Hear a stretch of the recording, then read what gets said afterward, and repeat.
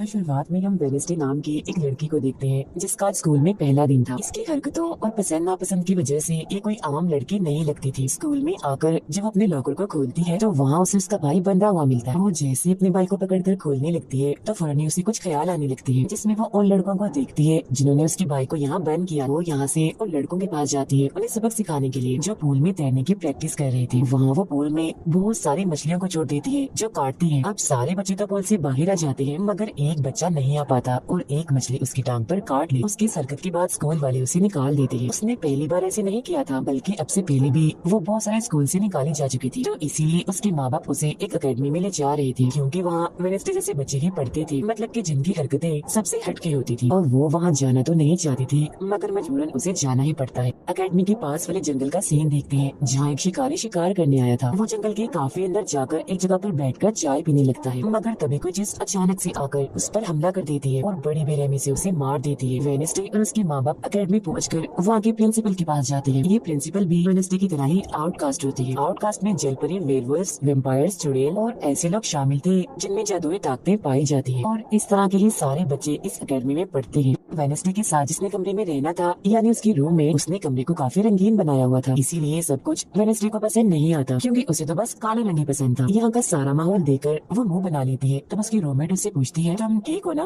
क्या हुआ तुम्हें? जिस पर उसके डैड जवाब देते हैं, मेरी बेटी बड़ी अजीब है, काफी बोर है और बस इसे तुम जिंदा लाश समझो। अपने डैड की बातें सुनकर वेनेसडे उन्हें घूरने लगती है। अब उसकी रूममेट उसे पूरी अकेडमी घुमा रही थी कि तभी एक लड़का वहाँ आकर वेनेसडे से उसकी फेसबुक आईडी मांगता है, जिस पर वो कहती है, मैं कोई भी सोशल मीडिया इस्तेमाल नहीं करती, क्योंकि सोशल मीडिया हड्डियों को सड़ा देने वाली सिर्फ एक बीमारी है और कुछ भी नहीं। जाने से पहले वेनेसडे की मॉम उसे कहती है, अब तुम यहाँ से कभी भाग नहीं पाओ। जिस पर वो कहती है, देख लीजिएगा, मैं आपसे वादा करती हूँ कि जल्दी मैं यहाँ से भाग जाऊंगी। वहाँ से जाते वक्त उसके डैड वहाँ एक हाथ छोड़ देते हैं ताकि वो वेनेसडे पर नजर रख सके। उधर जंगल में जब पुलिस छानबीन करने आती है तो उन्हें उस शिकारी की लाश के टुकड़े अलग अलग जगहों पर पड़े मिलते हैं। ऐसा हादसा वहाँ पहली बार नहीं हुआ था, बल्कि तीसरी बार ऐसा हुआ कि अकेडमी के इस जंगल में कोई मारा गया। और वेनेसडे अपने कमरे की सारी रंगीन चीजें हटा देती है और अपने रूममेट से कहती है, शोर मत करो, कमरे में शांति बनाओ, क्योंकि ये मेरे नॉवल लिखने का वक्त। मगर वो तो गाना लगाकर डांस करने लगती है, जिससे वेनेसडे को गुस्सा आ गया था और वो उसे गाना बंद करने को कहती है। तो वो रूममेट अपने पंजे दिखाकर उसे डराने लगती है, क्योंकि वो थी एक वेयरवुल्फ, मतलब कि आधी इंसान और आधी वुल्फ। तभी इधर एक टीचर आती है जो काफी अच्छी थी और वो वेनेसडे को वेलकम के तौर पर एक फूल गिफ्ट देती। अब अगले दिन जब वेनेसडे कहीं जा रही थी तो उसके डैड का जुड़ा हुआ वो हाथ छुप छुप कर उसे देख रहा था और फिर तभी उसके ऊपर एक स्टैचू गिरने वाला था, मगर बिल्कुल ठीक वक्त पर एक लड़का जिसका नाम जेवियर है उसे बचा लेता। लेकिन इस हड़बड़ी में वो बेहोश हो गई थी और जब उसे होश आती है तो बजाय जेवियर का शुक्रिया अदा करने की, वो उसे कहती है कि मुझसे ये उम्मीद मत रखना कि मैं तुम्हारी शुक्र गुजार रहूंगी, क्योंकि तुमने मुझे बचाकर गड़बड़ कर दी, मेरी इतनी अच्छी मौत को टाल दिया। तब जेवियर कहता है, मैं तुम्हें काफी पहले से जानता हूँ, जब हम 10 साल के थे तब हमारी मुलाकात हुई थी, हम दोनों खेल रहे थे तो मैं जाकर एक ताबूत में छुप गया, लोग मुझे जलाने ही वाले थे मगर तुमने मेरी जान बचा ली और आज मैंने तुम्हारी जान बचाकर हिसाब बराबर कर। वेनेसडे जब अपने कमरे में आती है तो उसे अपने बेड पर कुछ महसूस होता है। वो जैसे बिस्तर हटाती है तो वहाँ उस हाथ को देखकर फौरन उसे पकड़ लेती है और पूछती है, तुम कौन हो और यहाँ क्या कर रही हो? जिस पर वो कहता है, मुझे तुम्हारे डैड ने तुम पर नजर रखने को कहा है, वही मुझे यहाँ पर छोड़ कर गई है। और वो उसे कहती है, मगर आज के बाद तुम मेरे लिए काम करोगी, वरना मैं तुम्हें हमेशा हमेशा के लिए दराज में बंद कर दूंगी। तो वो इस चीज के लिए मान जाता है कि ठीक है, मैं हर तरह से तुम्हारी मदद करूंगा।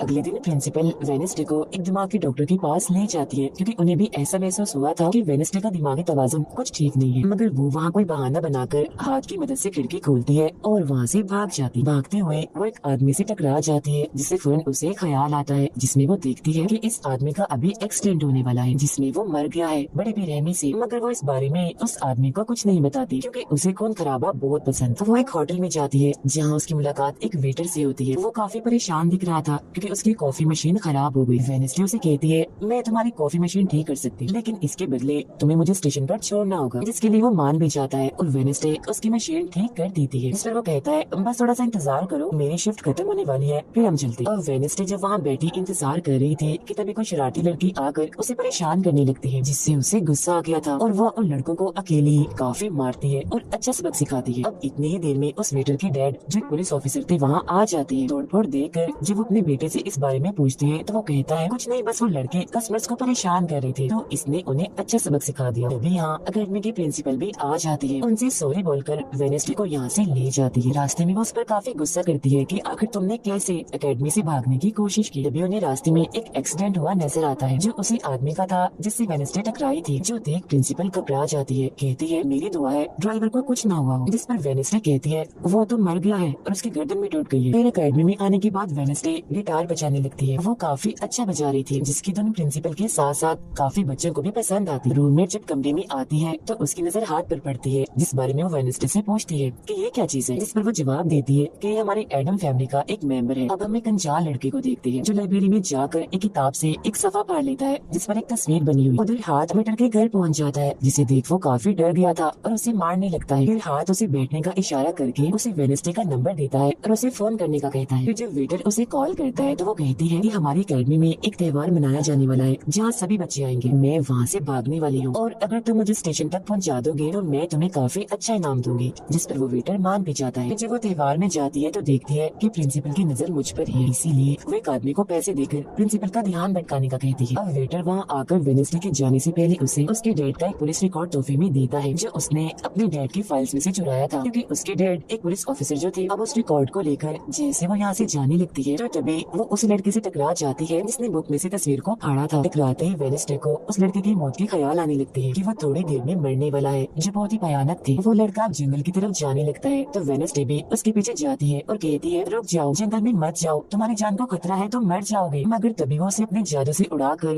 पेड़ पर लगा देता है और कहता है खतरा मुझे नहीं तुम्हें है, मैं कि तुम खुद ही खतरा हो और मैं सब लोगों को तुमसे बचा रहा हूँ। उस दिन स्टैचू को मैंने ही तुम्हारे ऊपर गिराया था। जिसके बाद वो उसे एक तस्वीर दिखाता है और कहता है इस तस्वीर में तुम ही हो जिसे मेरी मॉम ने 25 साल पहले बनाया था और ये उस वक्त की बात है जब वो इस अकेडमी में पढ़ती थी। मरने से पहले उन्होंने कहा था कि इस लड़की इन्हें तुम्हें मुझे रोकना होगा, नहीं तो तुम इस अकेडमी के साथ साथ पूरी दुनिया को ही तबाह कर दोगी। वो बस वेनेसडे को मारने ही वाला था कि तभी एक बड़ा सा मॉन्स्टर आकर उस पर हमला कर देता है और बड़े ही बेरहमी से उसे मार देता है। इसके बाद हम वेनेसडे को उसके कमरे में देखते हैं क्योंकि उसने यहाँ से भागने के इरादे को खत्म कर दिया था, क्योंकि अब उसके दिमाग में बहुत सारे सवाल थे जैसे कि मैं इस दुनिया के लिए खतरा कैसे हूँ, एक मॉन्स्टर ने आखिर मेरी जान क्यों बचाई, और साथ ही उसके डैड के खिलाफ पुलिस रिपोर्ट जिसमें उसके डैड के ऊपर एक कत्ल का इल्जाम था।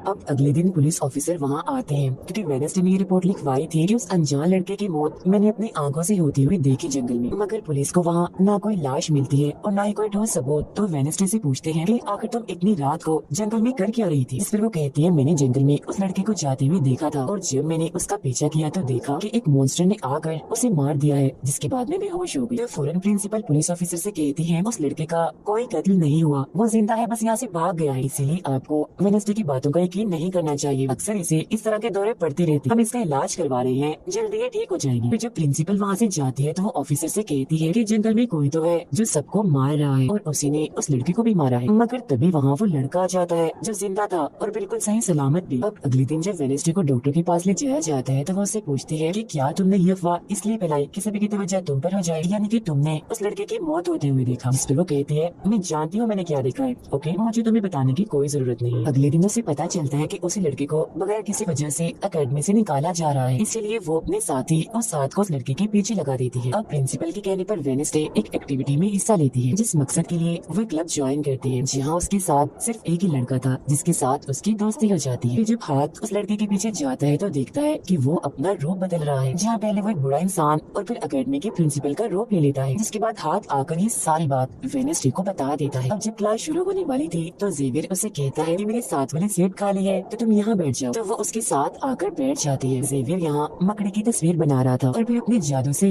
वो उसे जिंदा भी कर देता है, मगर एक ही झटके में वेनेसडे उसे मार देती है और उसकी राख उड़ा देती है। अब एक लड़की जो काफी बदतमीज थी और विलन भी थी, उसकी और वेनेसडे के बीच काफी बहस हो जाती है क्योंकि दोनों ही एक दूसरे से काफी चिढ़ती थी, एक दूसरे को जरा भी पसंद नहीं करती थी। और इसके बाद वेनेसडे अपनी जगह अपनी रूममेट को उस क्लब में भेज देती है जहाँ वो एक्टिविटी की प्रैक्टिस कर रही थी और खुद वो अकेली ही चली जाती है अकेडमी की उस जंगल में मॉन्स्टर को ढूंढने के लिए वेडनेसडे को वहाँ उस अनजान लड़के का टूटा हुआ चश्मा भी मिलता है। वही अनजान लड़का जिसे मॉन्स्टर को मारता हुआ इसने देखा था। और अब जैसे ही वह चश्मे को छूती है तो लाइब्रेरी में उसे वहाँ एक किताब भी दिखती है। तो वो उस किताब को खोजने लाइब्रेरी में चली जाती है, मगर उसे वहाँ उस तरह की कोई भी किताब नहीं मिलती। जिसके बाद वो चुपके से जेवियर के कमरे में चली जाती है, क्योंकि वो लड़का और जेवियर एक ही कमरे में रहती थी। वेडनेसडे और हाथ यहाँ पर उस किताब को ढूंढ रहे थे, मगर तभी यहाँ जेवियर आ जाता है, जिस वजह से वो बेड के नीचे छुप जाती है। तभी जेवियर के पास वो विलन लड़की भी आती है और उसे कहती है, तुम मुझसे क्यों नाराज हो? अच्छा गुस्सा छोड़ा, सुलह कर लो। जिस पर वो मना कर देता है। अब उसके इनकार पर विलन लड़की को लगने लगता है कि ये सब वो वेडनेसडे की वजह से कर रहा है, इसीलिए वो कहती है कि कल मैं वेडनेसडे समेत तुम्हारे सभी साथियों की कश्तियों के धज्जियां उड़ाने वाली हूँ। बेड के नीचे छुपे वेडनेसडे और हाथ भी उसकी ये बात सुन लेते। कमरे में वापस आने के बाद वेडनेसडे अपने रूममेट से कहती है कि कल जो कश्तियों की रेस होने वाली है मैं भी उसमें हिस्सा लूँ, और कुछ भी हो जाए उस घमंडी लड़के यानी विलन को मैं हरा कर ही रहूंगी। अब अगले दिन जब रेस शुरू होती है तो बताया जाता है कि इस मुकाबले का कोई भी असूल कानून नहीं है। जो भी टीम सबसे पहले गुफा में जाकर झंडे को लाएगी वही टीम जीत जाएगी। जिसके फौरन बाद गेम शुरू हो जाती है और विलन भी अपनी चालें चलना शुरू कर देती है। वो अपने एक जलपरी साथी की मदद से एक टीम की कश्ती को तुड़वा देती है, जिससे वो पूरी टीम पानी में गिर जाती है। मगर फिर जब वो जलपरी वेडनेसडे की कश्ती की तरफ आ रही थी तो हाथ उससे पहले ही जाल फेंककर उसे जाल में फंसा लेता है। अब किनारे तक सिर्फ 3 ही टीम्स पहुंच पाती है, और जब सारे लोग झंडा लेने अंदर जाते हैं तो रूममेट अपने पंजों से जोकर टीम की कश्ती में छेद कर देती है। सभी के साथ वेडनेसडे जब झंडा लेकर आ रही थी तो उसे ख्याल आता जिसमें वो अपने जैसी एक लड़की को देखती है जिसके हाथ में किताब थी। होश में आने पर झंडा लेकर वो वापस से कश्ती में चली जाती है। जोकर्स की कश्ती तो छेद होने की वजह से वहीं पर ही डूब जाती है, जबकि जलपरी दोबारा से वेडनेसडे की कश्ती पर हमला करने लगती है, मगर हाथ पानी में जाकर जलपरी को जोर से मुक्का मार। अब वेडनेसडे अपनी कश्ती से बहुत सारे तीर निकाल कर विलन की कश्ती में छेद कर देती है, जिससे उसकी कश्ती डूब जाती है और वेडनेसडे की टीम इस रेस को जीत जाती है। अब ये 4 साल में पहली बार हुआ था जब उस विलन को किसी ने हराया था, इसलिए आज वो गुस्से में और बगोला हुई। रात के वक्त वेडनेसडे एक स्टैचू के पास जाती है जिसके हाथ में किताब थी। किताब पर लिखी एक पहेली को जैसे ही वो सुलझाती है तो वहाँ एक रास्ता खुल जाता है। जैसे ही उसके अंदर जाती है तो देखती है कि यहाँ उसके मॉम डैड के अलावा और भी बहुत सारे लोगों की तस्वीरें लगी हुई है। उसे वहाँ वो किताब भी मिल जाती है जिसकी वो तलाश कर रही थी, मगर जैसे वो उस किताब को वहाँ से लेकर जा रही थी कि तभी अचानक से कोई आकर उस पर हमला कर देता है, जिससे वो बेहोश हो जाती है। अब उसे जैसे ही होश आती है तो देखती है कि उसे कुछ लोगों ने बंदी बनाया हुआ है जिन्होंने मास्क भी लगाए हुए थे, मगर उनकी आवाज सुनते ही वेडनेसडे उन्हें पहचान लेती है और कहती है कि मैंने तुम्हें पहचान लिया है, तुम अपने अपने मास्क हटा सकते हो। असल में ये लोग और कोई नहीं बल्कि विलन और उसके साथी थे। इसी दौरान वो अपनी रस्सी भी खोल चुकी थी और वहाँ से जाने लगती है, मगर जाते जाते वो कहती है तुम सब छोटे बच्चे हो, अगवा करना भी तुम्हें ठीक से नहीं आता। वापिस आने के बाद वो उस तस्वीर को किताब पर लगाकर मुकम्मल करती है जिसे उस लड़की ने किताब से फाड़ लिया था और वो उसे पढ़ने लगती। अब अगले दिन प्रिंसिपल सभी बच्चों को एक प्रोजेक्ट देती है जिसमें उन्हें शहर की सारी दुकानों पर जाकर काम करना था। शहर पहुँचने के बाद वेडनेसडे जेवियर को वो किताब दिखाकर पूछती है क्या तुम इस किताब को पहचानते हो? जिस पर वो कहता है हाँ, इस किताब को लेकर मेरे और उस लड़की के बीच में लड़ाई भी हुई थी जिसके बारे में तुमने कहा था कि मॉन्स्टर ने उस पर हमला कर दिया था। ये किताब एक जादूगर की है और 30 सालों से भी ज्यादा पुरानी है, तो तुम इसके साथ क्या कर रही हो? ये सुन वो से पूछती है तुम उस जादूगर के बारे में और क्या जानते हो? वो कहता है कुछ खास नहीं, अगर तुम उस जादूगर के बारे में जानना चाहती हो तो तुम्हें उसके घर जाना होगा जो काफी पुराना एक खास घर है। अकेडमी के सारे बच्चे भी अलग अलग दुकानों में जाकर काम करने लगते हैं। वेडनेसडे एक वेट्रेस बनी थी, मगर उसका नखरा गुस्सा देकर कोई भी उसे खाने की चीज नहीं लेता। वेडनेसडे का दोस्त पेस्ट्री खा रहा था कि तभी शरारती बच्चे आकर उसे परेशान करने लगते हैं और बस फिर होना क्या था, वेडनेसडे वहाँ आती है और उन्हें खूब मारती है। इसके बाद वो अपने उस दोस्त को लेकर जादूगर के घर जाती है ताकि वो सारी सच्चाई जान सके कि आखिर बात क्या है, और उस किताब के बारे में भी। उसे वहाँ जादूगर की बहुत सारी चीजें और एक पेंटिंग भी दिखाई देती है। पेंटिंग में वो उसे लड़की को किताब पकड़े हुए देखती है जो उसे गुफा के पास भी दिखी थी। उसके ख्याल में जब उनकी रेस में वेडनेसडे झंडा लेने गई, फिर उसे वहाँ इस पेंटिंग वाले लड़की की किताब भी मिल जाती है, मगर वो खाली थी क्योंकि वो नकली थी। इतनी ही देर में वहाँ एक औरत आती है तो वेडनेसडे उसे असली किताब के बारे में पूछती है, जिस पर वो कहती है कि वो किताब तो चोरी हो गई थी और इस वक्त तुम जहाँ खड़ी हो ये भी उस जादूगर का असली घर नहीं है। इसके बाद वेडनेसडे वेटर से मिलने उसकी होटल जाती है और उससे जादूगर के असली घर के बारे में पूछती है, तो वो उसे असली घर के बारे में बता भी देता है। जहाँ से वेडनेसडे अकेली उस घर में चली जाती है, वहाँ उसे एक बूढ़ा आदमी मिलता है जो उसे कहता है ये मेरी जगह है, मेरा घर है, निकलो यहाँ से। जब ये सुन वेडनेसडे का साथी वो हाथ उसके मुँह पर ही हमला कर देता है, जिससे डरकर वो आदमी वहाँ से भाग जाता है। अब वेडनेसडे को यहाँ से कुछ नहीं मिलता, इसीलिए वो यहाँ से जाने लगती है। मगर जब वो दरवाजे से बाहर जाती है तो फौरन उसे ख्याल आता है, जिसमें वो देखती है कि वो जादूगर एक लड़की को चुड़ैल साबित करके इस घर में बंद कर देता है, जहाँ उससे पहले और भी बहुत सारे लोग बंधे हुए थे। ये सारे लोग आउटकास्ट के थे, यानी कोई वेम्पायर था, कोई जलपरी, कोई वेयरवुल्फ तो कोई चुड़ैल। इसीलिए जादूगर इन सबको शैतान समझता था। इस तरह के सभी लोगों को यहाँ कैद करने के बाद वो इस पूरे घर में आग लगा देता है। वो बच्चे जिसे जादूगर ने चुड़ैल साबित किया था, वो अपने मन को आजाद करने की कोशिश करती है, मगर नहीं कर पाती, क्योंकि सभी लोगों को जंजीर की मदद से जमीन के साथ बांधा हुआ था। सिर्फ वो बच्ची ही आजाद थी, इसीलिए अपनी माँ के कहने पर उसे बेसमेंट के जरिए वहाँ से भागना पड़ता है। जिसके बाद वो जादूगर जो बेहद ही जालिम था, सभी आउटकास्ट के लोगों को जला देता है। अभी वो लड़की वेडनेसडे के पास आती है और कहती है वो बहुत ही जालिम है, हम सबको मार देगा। तब इतनी ही देर में वो जादूगर भी वहाँ आ जाता है, जिससे वेडनेसडे डर जाती है और वापस से होश में, मतलब कि मौजूदा वक्त में आ जाती है। होश में आते वो हाथ से कहती है, मैंने उस लड़की को देख लिया, उसने मुझसे बात भी की, मुझे लगता है वो मेरे खानदान की कोई मेंबर है। तभी यहाँ जंगल वाला मॉन्स्टर आकर इस घर पर हमला कर देता है, मगर जब उसकी नजर वेडनेसडे पर जाती है तो वो यहाँ से भाग जाता है। वेडनेसडे और हाथ उसका पीछा करते हैं, मगर देखते हैं कि मॉन्स्टर के कदमों के निशान तो इंसानी पैरों के निशान में बदल गए। अगले दिन उस जादूगर की मूर्ति को इज्जत के तौर पर इस जगह पर लगाया जाने वाला था, क्योंकि शहर के लोग तो उसे अपना हीरो ही मानते थे। और आज वेडनेसडे को वहाँ गिटार बजाने के लिए बुलाया गया था, लेकिन वो लोग जैसे मूर्ति लगाकर अपना काम करने लगते हैं तो तभी वो हाथ फेंक कर मूर्ति को आग लगा देता है, क्योंकि वेडनेसडे के कहने पर उसने पहले ही मूर्ति पर पेट्रोल डाल दिया था। आग देखकर सारे लोग वहाँ से भाग जाते हैं, मगर वेडनेसडे अभी भी वहाँ बैठी गिटार बजा रही होती है। साथ ही वो मूर्ति को जलता हुआ देखकर खुश भी हो रही थी। अब प्रिंसिपल को वेडनेसडे पर यह शक था, मगर उसके खिलाफ प्रिंसिपल के पास कोई सबूत नहीं था। अब जादूगर के जिस पुराने घर में वेडनेसडे गई थी, जहाँ वो बड़ा आदमी था, वो अभी भी वही रुका हुआ था। मगर तभी वो मॉन्स्टर वहाँ आता है और उस बूढ़े आदमी पर हमला कर देता है। लेकिन मरते मरते वो बूढ़ा आदमी मॉन्स्टर की 2-3 तस्वीरें अपने कैमरे में बना ही लेता है। पुलिस को जब ये खबर मिलती है तो फौरन छानबीन करने पहुँच जाती है, जहाँ उन्हें बूढ़े आदमी के कैमरा से मॉन्स्टर की तस्वीर भी मिल जाती है। अगले दिन हाथ मुर्दाघर जाकर वहाँ लगी कैमरा पर कोई चीज लगा देता है, ताकि जो वो करे उसे कोई ना देख सके। फिर वो दरवाजा खोलता है तो वेडनेसडे अंदर आती है। वो यहाँ दरअसल उस बूढ़े आदमी के जख्मों को देखने आई थी, जिसे उस मॉन्स्टर ने मारा था। वो बूढ़े आदमी की लाश को देखकर सारा डेटा अपने पास रिकॉर्ड कर लेती है, जबकि हाथ उसकी एक फाइल बनाने में लग जाता है। अभी वहाँ डॉक्टर और पुलिस ऑफिसर भी आ जाते हैं। तब छुपने के लिए वेडनेसडे एक बॉक्स में सो जाती है। जब डॉक्टर उस बॉक्स को खुला हुआ देखते हैं तो फौरन उसे चेक करते हैं, मगर जब वेडनेसडे को उसमें पड़ा हुआ देखते हैं तो उन्हें लगता है कि ये भी एक लाश है, इसीलिए वो उस बॉक्स को बंद करके वहाँ से चले जाते हैं। मगर फिर जब हाथ उसे वहाँ से लेने आता है तो वो कहती है, अच्छा तंग मत करो प्लीज, थोड़ी देर और सुने तो बड़ा मजा आ रहा है। फिर इसके बाद वो अपनी छानबीन से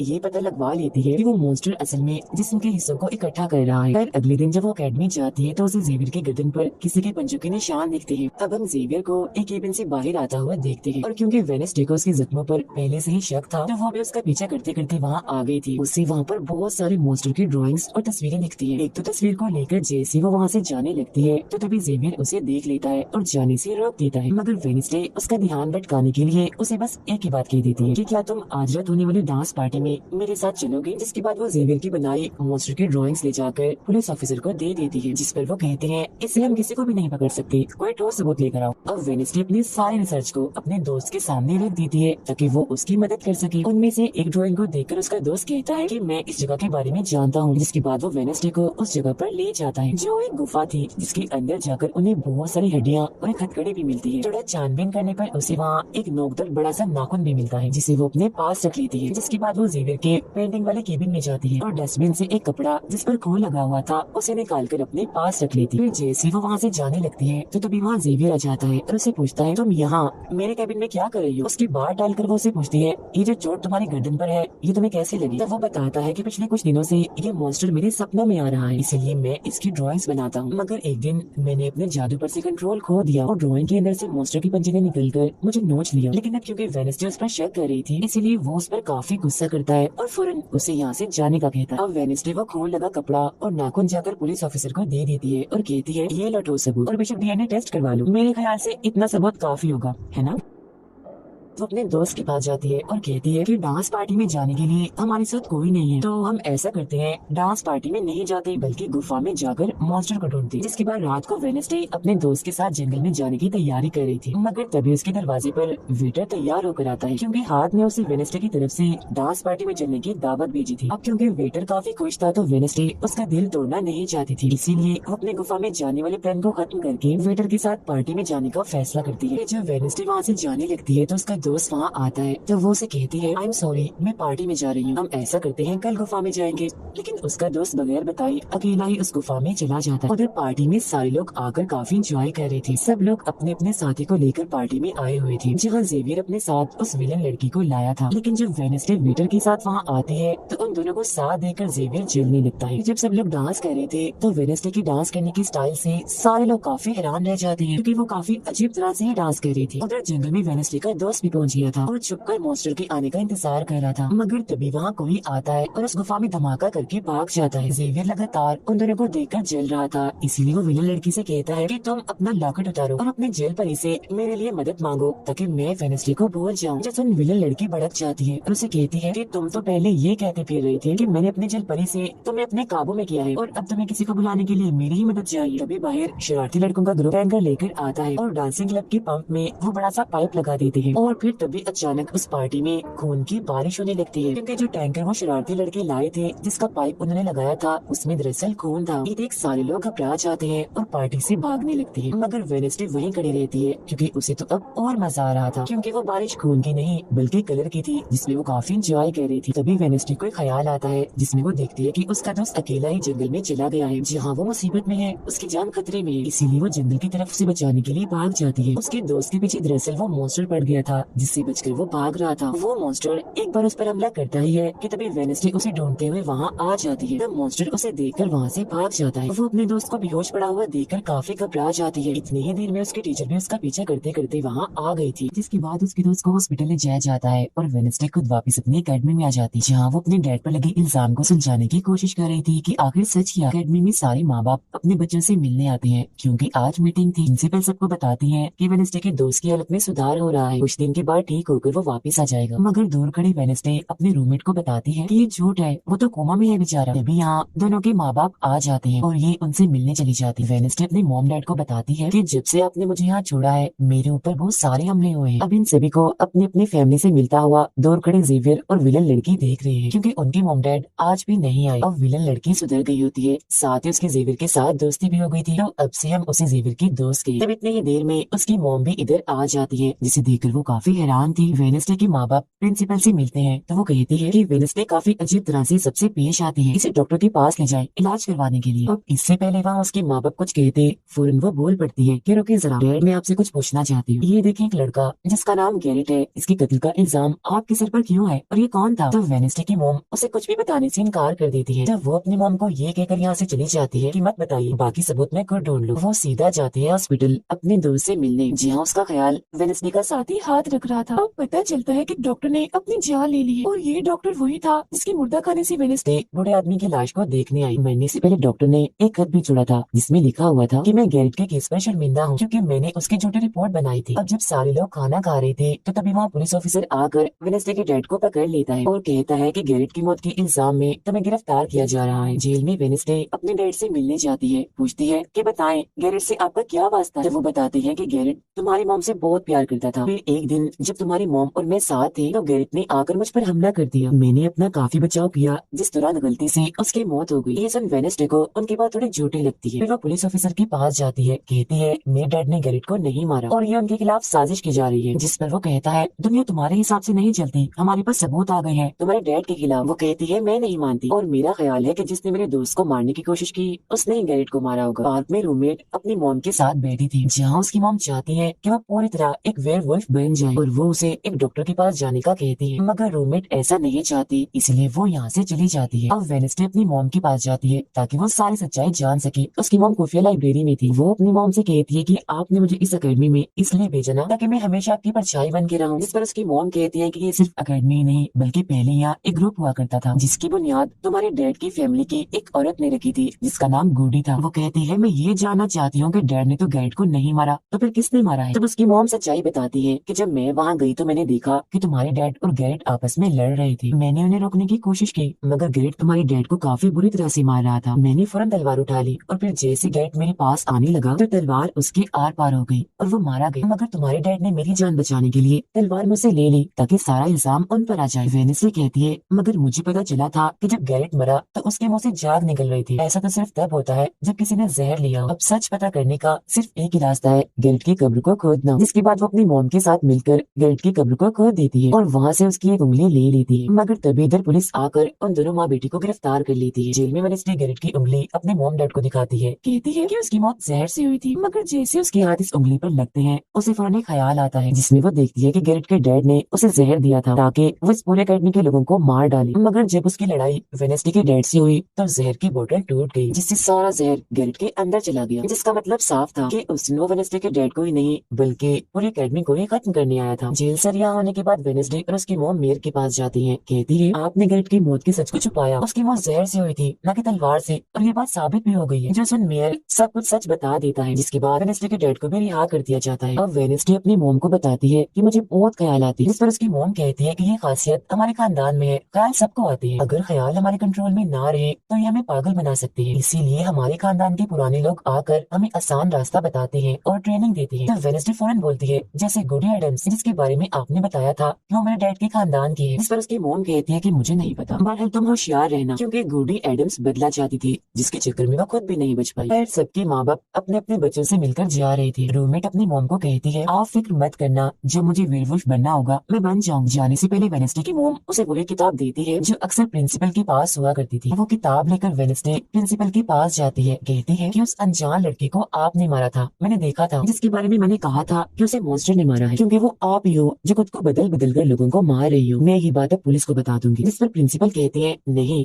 उसे मैंने नहीं मारा, बल्कि वो तो अपनी ताकतों पर से कंट्रोल खो बैठा था और उस दिन उसने तुम्हें मारने की भी कोशिश की थी। इनकी बातों के दौरान इन्हें बाहर से शोर सुनाई देता है। ये चेक करने जब वहाँ जाती है तो पता चलता है कि बाहर ग्राउंड में आग से कुछ लिखा हुआ। अब वेडनेसडे अपने चारों तरफ मोमबत्तियां जला के बैठी थी, क्योंकि वो गोडी को बुलाने की कोशिश कर रही, मगर तभी इधर उसके रूममेट आ जाती है। साथ ही उसे एक खत भी मिलता है जिसमें कोई उसे गुफा में मिलने बुलाता है। जब वेडनेसडे अपने रूममेट के साथ वहाँ जाती है तो गुफा के अंदर जाने के बाद उसे एहसास होता है कि यहाँ कोई है। यहाँ दरअसल जेवियर और उसके साथी थे जो वेडनेसडे को सरप्राइज देना चाहते थे, क्योंकि आज उसकी बर्थडे थी। यहाँ वेडनेसडे को एक लाइन लिखी हुई दिखती है कि जब मैं लौटूंगा तो शोले बरसेंगे। इसे जैसे वो हाथ लगाती है तो उसे ख्याल आता है, जिसमें वो उसी लड़की से मिलती है जो अक्सर उसे नजर आया करती थी, और ये और कोई नहीं बल्कि गुडी ही है। वो वेडनेसडे को एक महल दिखाकर कहती है कि अगर तुम्हें उस जादूगर के बारे में जानना है तो तुम्हें इस महल को ढूंढकर यहाँ आना होगा। जब वो ग्राउंड में खड़ी उस लाइन को देख रही थी जहाँ आग से कुछ लिखा था, तो तभी उसके पास जेवियर आता है, जिससे वो बात नहीं करती क्योंकि नाराज थी। उसे लग रहा था कि हो ना हो जेवियर ही वो मॉन्स्टर है। फिर वो अपने दोस्त के पास हॉस्पिटल जाती है जो अभी भी बेड पर था और उसकी हालत भी खराब थी, इसीलिए वो उसे कोई बात नहीं कर पाती। और वेडनेसडे अपने दोस्त वेटर से मिलने जाती है और उसे उस महल जो गुडी ने दिखाया था उसकी तस्वीर दिखाकर पूछती है कि क्या तुम इस जगह के बारे में जानते हो, जिस पर वो मना कर देता। अब यहाँ तो उसका काम नहीं हुआ, इसीलिए वो तस्वीर को लेकर जेवियर के पास जाती है और उससे भी वही सवाल करती है कि क्या तुम इस जगह के बारे में जानते हो। मगर तभी उसकी नजर इसी महल की पेंटिंग पर जाती है जो जेवियर ने पहले से ही बनाई हुई थी, जिस पर वो बताता है कि ये जगह रात को मेरे सपने में आई थी तो मैंने इसे बना दिया। अच्छी बात ये थी कि जेवियर इस जगह के बारे में जानता भी था। तब उसे महल का पता लेकर वेडनेसडे वहाँ पहुँच जाती है जहाँ मेयर पहले से ही मौजूद था, और क्योंकि वो जान गया था कि असली कातिल कौन है तो वेडनेसडे उसकी गाड़ी में ये छुप जाती है। मगर जैसे मेयर की गाड़ी शहर में पहुँचती है तो कोई उनकी गाड़ी को ठोक देता है, जिससे मेयर का एक्सीडेंट हो गया था। वो काफी जख्मी हो जाती है, उनकी हालत मरने वाली हो गई। फिर अब रात के वक्त वेडनेसडे वेटर और अपने रूममेट के साथ उसी महल में आती है। यहाँ उसे ऐसा महसूस होता है जैसे कोई इधर रह रहा है, क्योंकि मोमबत्तियां गर्म थी और ये कमरा बिल्कुल साफ था। इतनी ही देर में वो मॉन्स्टर भी यहाँ आ जाता है, जिससे बचने के लिए ये लोग छुप जाते हैं। ये लोग देखते हैं कि जिन जिन लोगों पर मॉन्स्टर ने हमला किया था उनके जिस्म के कटे हुए हिस्से यहाँ पर पड़े हुए हैं। अब वेडनेसडे अपने दोस्तों को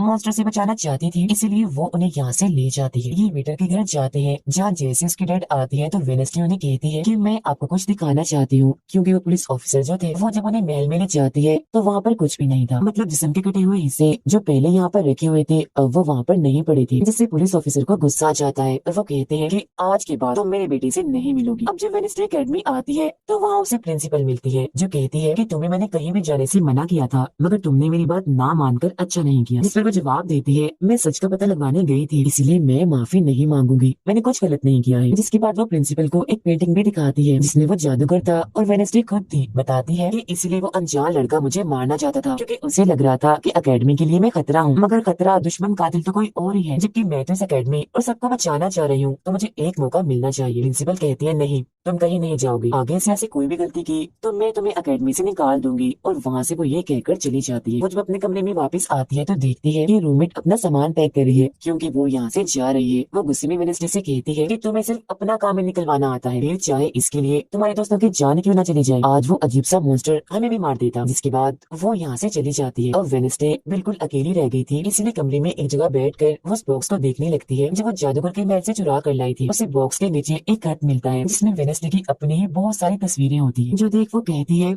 मेरी एडम्स फैमिली, जादूगर, मॉन्स्टर और मैं शायद किसी न किसी तरीके से जुड़े हुए हैं। और जब ये बात मेयर को पता चली तो किसी ने उनका मुंह बंद कर दिया, मगर मैं चुप नहीं बैठूंगी और तुम जो कोई भी हो मैं तुम्हें ढूंढ लूंगी देखना। अब मेयर की मौत हो गई थी और जब उन्हें दफनाया जा रहा था तो वेडनेसडे वहाँ आती है और सोचने लगती है कि कातिल यहाँ आए लोगों में से कोई है, मगर तभी उसे जंगल में कोई दिखता है। वो पीछा करती है तो पता चलता है कि और कोई नहीं बल्कि उसका अंकल है। अंकल बताते हैं कि मेरे ऊपर चोरी का इल्जाम है तो कुछ वक्त के लिए मुझे छुप के रहना होगा। जब वेडनेसडे उन्हें एक केबिन में छुपा देती है और मॉन्स्टर की तस्वीर दिखाकर पूछती है कि आप इसके बारे में कुछ जानते हैं, जिस पर वो कहते हैं मैं ज्यादा कुछ तो नहीं जानता, अगर तुम्हें इसके बारे में जानना है तो तुम्हें खुफिया लाइब्रेरी में जाना होगा। वहाँ एक तिजोरी में डायरी है जिसमें इस मॉन्स्टर के बारे में सब लिखा है। आधी रात को वेडनेसडे उस लाइब्रेरी में जाती है जहाँ जेवियर पहले से ही मौजूद था। तब ये उसे कहती है जहाँ जहाँ मॉन्स्टर से हमला हुआ है वहाँ तुम पाए गए हो तो हो ना हो मॉन्स्टर तुम ही हो, मगर वो उसकी बात को अनसुनी करके यहाँ से चला जाता है। तभी इधर उसके अंकल आते हैं। ये मिलकर डायरी को ढूंढ लेते हैं जिसमें इस मॉन्स्टर के बारे में सब कुछ लिखा था कि ये मॉन्स्टर किसी के कंट्रोल में भी आ सकता है और फिर बस ये अपने मालिक के कहने पर ही काम करता है। रात के वक्त वो अपने साथी हाथ को कहते हैं कि मैं वेटर से मिलने जा रही हूँ, तब तक तो मेरी डायरी का ख्याल रखना। कि जब वेटर के साथ गुफा के अंदर जाती है तो देखती है कि यहाँ उसने गुफा को सजाया हुआ है क्योंकि वो उसे शादी के लिए पूछने वाला था। वापिस आकर वेडनेसडे देखती है कि उसके कमरे का सारा सामान इधर उधर बिखरा पड़ा है और उसकी डायरी कोई चुरा कर यहाँ से ले गया है। फिर जैसे वो अपने साथी हाथ को देखती है तो घबरा जाती है क्योंकि उसकी हथेली में किसी ने चाकू आर पार कर दिया था और अब उसमें जान नहीं थी, वो मर गया था। फिर वो हाथ को लेकर जल्दी से अपने अंकल के पास आती है और दुखी होते हुए कहती है प्लीज अंकल कैसे भी करके हाथ को जिंदा कर दीजिए। तब अंकल बार बार बिजली के झटके उसे देते हैं जिससे वो जिंदा हो जाता है। वो उसे पूछती है अच्छा तुम पर हमला किसने किया था, जिस पर इशारों से वो बताता है कि मैंने नहीं देखा क्योंकि हमला पीछे से हुआ था। जिस पर वेडनेसडे गुस्से से भर जाती है, कहती है चाहे कुछ भी हो जाए मैं उसे नहीं छोड़ूंगी, वो जो भी है। और वो प्रिंसिपल को आकर कहती है किसी ने मेरे कमरे में तोड़ फोड़ कर दी है, साथ ही कोई इस डायरी को भी चुरा कर ले गया है। वो कहती है वो डायरी तो खुफिया लाइब्रेरी में थी तो तुम्हारे पास कैसे आई, तुम ऐसी हरकतें मत करो कि अकेडमी को बंद करना पड़े, ऐसा मैं होने नहीं दूंगी। फिर जब वेडनेसडे वहाँ से जा रही थी तो तभी उसके पास उसके साथी आते हैं और उसे जानकारी देते हैं कि गैरेट जिसकी मौत का इल्जाम तुम्हारे डैड पर था उसकी मॉम को किसी ने डबोकर मारा था और मरने से पहले उनकी सारी प्रॉपर्टी एक डॉक्टर ने हथिया ली थी। डॉक्टर नाम सुनकर वेडनेसडे को दिमागी डॉक्टर पर शक होता है, इसीलिए वो सीधा उनके पास जाती है। कहती है कि मैं जानती हूँ आपके अंदर गैरेट की मॉम की आत्मा है जो सबसे अपनी मौत का बदला लेना चाहती है, अब बस कर दो तुम्हारा खेल खत्म हुआ। जिसके बाद वो यहाँ से चली जाती है। ये सारी बातें सुन डॉक्टर को जरा भी समझ नहीं आती कि क्या बोल रही थी, इसीलिए वो फौरन प्रिंसिपल को कॉल करती है। कहती है वेडनेसडे आई थी, उसका बर्ताव काफी अजीब था, उल्टी उल्टी बातें कर रही थी वो। अब तभी यहाँ मॉन्स्टर आ जाता है जो डॉक्टर पर हमला करके उन्हें मार देता है। अब डॉक्टर तो मर गई थी, इसीलिए वेडनेसडे की शक की सुई अब जेवियर पर आ जाती है, इसीलिए वो उससे मिलने उसके कैबिन में जाती है। यहाँ उसे मरे हुए लोगों का सामान भी मिलता है जिससे उसका शक और पक्का हो जाता है। अब तभी इधर पुलिस भी आकर जेवियर को पकड़ लेती है क्योंकि पुलिस को यहाँ पर वेडनेसडे ने ही बुलाया था। अब जब वेडनेसडे कमरे में आती है तो उसकी रूममेट वापस आ गई थी। कहती है तुम्हारा और मेरा कोई ताल्लुक है, मैं तुम्हारे साथ रहना चाहती हूँ, मैंने तुम्हें और हाथ को बहुत याद किया। फिर इसके बाद वेडनेसडे वेटर के पास जाती है जहाँ उसे फिर से कुछ ख्याल आने लगते हैं जिनमें वो देखती है कि मॉन्स्टर और कोई नहीं बल्कि वेटर ही है जिसे वो पसंद करती है। मगर फिलहाल वो उसे कुछ नहीं कहती, उसे एक जगह पर लाती है और फिर कहती है कि जेवियर को तो फंसाया जा रहा है जबकि असली मॉन्स्टर तो तुम ही हो, मगर वो इसके लिए बार बार मना करता है। तभी यहाँ वेडनेसडे के सारे दोस्त भी आ जाते हैं और वेटर को पकड़कर कुर्सी से बांध देते हैं। अब वेडनेसडे उस पर जुल्म करना चाहती है मगर उसके दोस्त ऐसा करना नहीं चाहते, इसीलिए वो यहाँ से चले जाते हैं। फिर जैसे ही वो वेटर को मारने के लिए आगे बढ़ती है तभी वेटर के डैड पुलिस ऑफिसर यहाँ आ जाते हैं और वेडनेसडे को गिरफ्तार कर लेते हैं। हालांकि वो उन्हें कहती भी है कि असली कातिल आपका बेटा है, वही मॉन्स्टर है ये, मगर वो उसकी एक नहीं सुनती। फिर जब वो यहाँ से जा रही थी तो वेटर उसके पास आता है, कहता है कैसा लगा हारना, अभी तो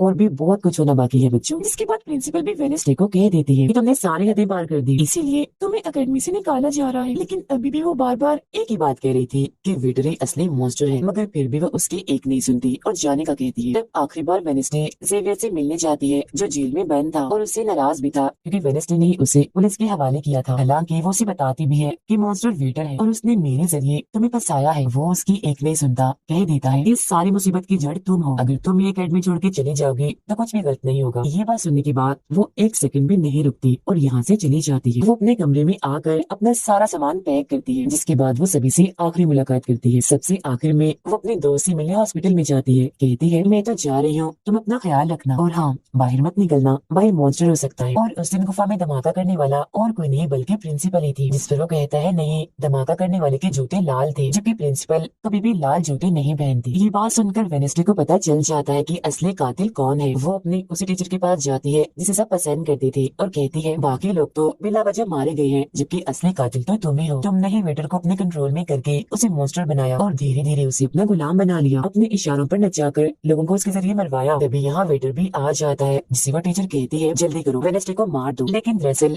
ये वेटर नहीं थी बल्कि प्रिंसिपल थी, जो रोग बदल कर यहाँ पर आई थी। और अब टीचर प्रिंसिपल की गले में जहर का इंजेक्शन घुसा देती है, जिससे प्रिंसिपल बेचारी मारी जाती है। फिर वो वेनेस्डे को भी बांध कर जादूगर की गुफा में ले आती है। गुफा में आकर वेनेस्डे को पता चल जाता है कि जिन मरे हुए लोगों के जिस्म के हिस्सों को इकट्ठा किया गया था वो दरअसल जादूगर को दोबारा से जिंदा करने के लिए किए गए थे। तभी यहाँ टीचर जो असली विलेन थी वेनेस्डे को बताती है कि जब गुडी ने जादूगर को मारा था तो गुडी ने अपने खून से जादूगर की कब्र पर एक ताला लगा दिया था, और अब जादूगर को जिंदा करने के लिए हमें गुडी की फैमिली मतलब एडम्स फैमिली के ही किसी इंसान का खून चाहिए, साथ ही पूरे चांद की रात भी हो। और अब हमें ये सुनहरी मौका मिल गया है जादूगर को जिंदा करने का, क्योंकि एडम्स फैमिली से तुम हो और आज पूरे चांद की रात भी है, हम तुम्हारा खून लेंगे। जिसके बाद टीचर वेनेस्डे के हाथ पर कट लगा देती है, जिससे उसका खून निकलने लगता है। फिर वह उसके खून से जादूगर की कब्र का ताला खोल देती है और फिर अगले ही पल जादूगर भी जिंदा होकर अपनी कब्र से बाहर आ जाता है। बाहर आते ही वो वेनेस्डे को चाकू मार देता है, जिससे वो जख्मी हो जाती है। इसके बाद वो अकेडमी को खत्म करने के लिए चला जाता है। अब तभी यहाँ गुडी एडम्स आती है और वेनेस्डे को बिल्कुल ठीक कर देती है, मतलब कि उसके जख्म, और कहती है मैंने तुम्हें ठीक तो कर दिया है मगर अब के बाद मैं तुम्हें नजर नहीं आऊंगी। जंगल के रास्ते से जब वेनेस्डे जा रही थी तो तभी उसके सामने वेटर आ जाता है। उसे टीचर कंट्रोल कर रही थी, इसीलिए वो मॉन्स्टर बनकर उस पर हमला कर देता है। वो बस उसे मारने ही वाला था कि तभी यहाँ एक वेयरवुल्फ आ जाती है, जो और कोई नहीं बल्कि रूममेट थी, जो आज पहली बार वेयरवुल्फ बनी थी, वो भी सिर्फ वेनेस्डे को बचाने के लिए। यहाँ वेयरवुल्फ और मॉन्स्टर के बीच काफी खतरनाक लड़ाई होती है, जिसमें वेयरवुल्फ मॉन्स्टर पर भारी पड़ रही थी और उसे काफी मारती है, अच्छा मजा चखाती है। इसके बाद वेनेस्डे जादूगर से लड़ने उसे रोकने के लिए अकेडमी में आ जाती है, जहाँ वेनेस्डे को बचाने के लिए जेवियर पहुंच जाता है। अब जेल से जादूगर जेवियर को मारने वाला था तो तभी सामने वेनेस्डे आ गई थी और वो बेचारी खुद जख्मी हो जाती है, मगर फिर भी वो जेवियर को कहती है कि तुम यहाँ से जाओ और बाकी अकेडमी वालों को बाहर निकालो, क्योंकि ये हम जैसे आउटकास्ट के लोगों को नहीं छोड़ेगा। जिसके बाद वो फिर से खड़ी हो जाती है, उसके हाथ में तलवार भी थी, जिसकी मदद से वो जादूगर से लड़ती है, मगर जादूगर काफी ताकतवर था, इसीलिए वो उसके सामने नहीं टिक पाती। वो बस उसे मारने ही वाला था कि तभी इधर जेवियर की दोस्त आकर जादूगर का ध्यान भटका देती है। जिस दौरान मौका देकर वेनेस्डे उठती है और तलवार के एक टुकड़े को जादूगर के दिल के आर पार कर देती है, क्योंकि ऐसा उसे गुडी एडम्स ने करने को कहा था। जी हाँ, जादूगर एक बार फिर से मर जाता है और उन्हें उसका जिस्म जलने लगता है और राख बनकर उड़ जाता है। जादूगर के मरते ही यहाँ वो टीचर आ जाती है, जिसके हाथ में गन थी, जिसे वो वेनेस्डे पर तान देती है क्योंकि वो उसे मारना चाहती है। मगर तभी यहाँ वेनेस्डे का दोस्त भी आ गया था, जिसके पास बहुत सारी मधुमक्खियाँ थी। वो उन सभी मधुमक्खियों को टीचर पर छोड़ देता है, जिससे उसका भी काम तमाम हो जाता है। जब वेनेस्डे अपने मिशन में कामयाब होकर बाहर आती है जहाँ सारे लोग खड़े थे, तो वो वहाँ अपने रूममेट को भी देखती है, जो अब वेयरवुल्फ से अपने असली रूप में आ गई थी। यहाँ वो दोनों पहली बार गले मिलती है, मगर हैरत, अब वेनेस्डे को कोई भी ख्याल नहीं आ रहा था। कुछ वक्त के बाद वेनेस्डे अपना नॉवल भी पूरा कर लेती है, मगर वो इसका एंड नहीं करती, यानी कि उसे खत्म नहीं करती और आगे बस एक सवालिया निशानी छोड़ देती है। वो जेवियर से मिलने जाती है, जहाँ वो उसे गिफ्ट देता है जिसमें मोबाइल था। वो इस गिफ्ट को ले तो लेती है मगर कुछ नहीं कहती और वहाँ से चली जाती है। फिर जब वो अपनी गाड़ी में थी तो उसके पास मैसेज आता है, जिसमें उसकी कुछ तस्वीरें थी और साथ ही ये मैसेज भी था कि मैंने तुम पर नजर रखी हुई है, जिससे वो सोच में पड़ जाती है कि टीचर तो मर गई है, मगर अब उसके बाद ये कौन है जो सब कर रहा है। इसी सोच में वो अपने घर के लिए निकल जाती है। जिसके बाद हम पुलिस की गाड़ी को देखते हैं, जिसमें वो वेटर को बांध कर कहीं ले जा रही थी, क्योंकि उन्हें भी पता चल गया था कि ये असली मॉन्स्टर है, इसे बस कोई कंट्रोल करता है। मगर तभी अचानक से वेटर दोबारा मॉन्स्टर बन जाता है और सभी पुलिस वालों को मार देता है। जिसका मतलब ये था कि टीचर की तरह अभी भी कोई है जो इसे कंट्रोल कर रहा है और वो लोगों को मरवाता रहेगा इसके जरिए। और ये अनजान इंसान वही हो सकता है जिसने वेनेस्डे को मैसेज किया, यानी कि अभी भी कोई है जो अकेडमी को बंद करवाने में लगा है और मॉन्स्टर के जरिए खून खराबा कत्ल होना आम ही रहेगा। और इसी के साथ ही ये सीजन इधर ही खत्म हो जाता है।